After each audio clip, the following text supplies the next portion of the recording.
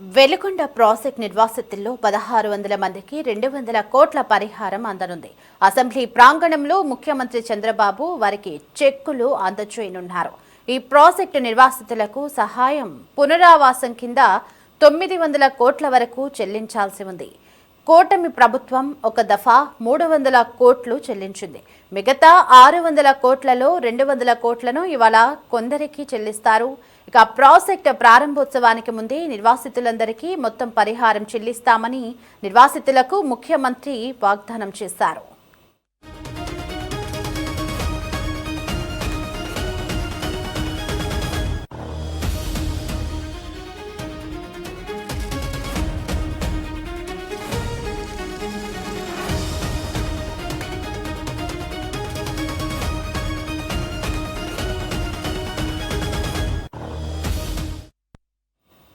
ఈ నెలాఖరులో వెలుగొండ ప్రాజెక్టును ప్రారంభించాలని నిర్ణయించిన నేపథ్యంలో వారం రోజుల్లోనే మిగిలిన 400 కోట్లను నిర్వాసితులకు చెల్లించాలని ఆర్థిక శాఖను ఆయన ఆదేశించారు.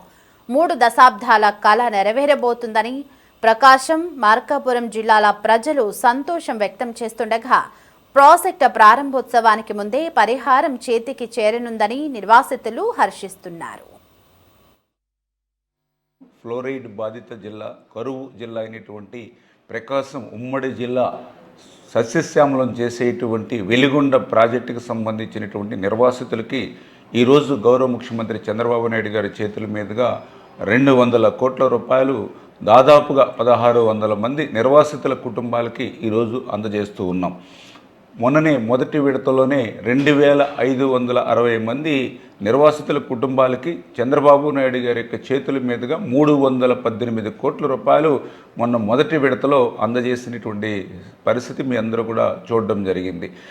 అదేవిధంగా మిగిలినటువంటి నిర్వాసితుల కుటుంబాలకు కూడా వెలుగొండకి నుంచి నీళ్లు వదిలే లోపుగానే, అంటే దాదాపుగా ఈ 4వ వారం లోపుగానే ఈ నెలలోనే నిర్వాసితుల కుటుంబాలందరికీ కూడా పరిహారం అందించాలని స్పష్టంగా చంద్రబాబు నాయుడు గారు కూడా ఆర్థిక శాఖకు కూడా ఆదేశాలు ఇచ్చారని చెప్పేసి కూడా మీ ద్వారా ఈ సందర్భంగా తెలియజేసుకుంటూ, అదేవిధంగా నిర్వాసితుల గ్రామాలకు సంబంధించినటువంటి గ్రీవెన్సెస్ కూడా కొన్ని వస్తూ ఉన్నాయి.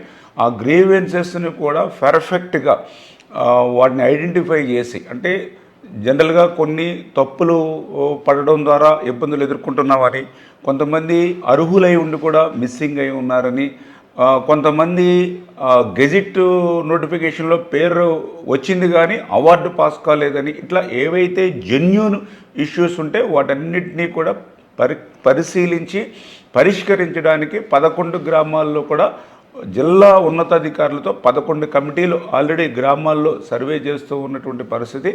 ఖచ్చితంగా అర్హుడైనటువంటి ప్రతి ఒక్కరికి కూడా న్యాయం చేయాలని చెప్పేసి కూడా ముఖ్యమంత్రి చంద్రబాబు నాయుడు గారు కూడా కృత నిశ్చయంతో ఉన్నారనే విషయాన్ని సందర్భంగా తెలియజేస్తూ, అదేవిధంగా కాలనీలకు సంబంధించి 7 కాలనీలు, 4 కాలనీలకు సంబంధించిన మౌలిక వసతులన్నీ కూడా 100% పూర్తయ్యాయి.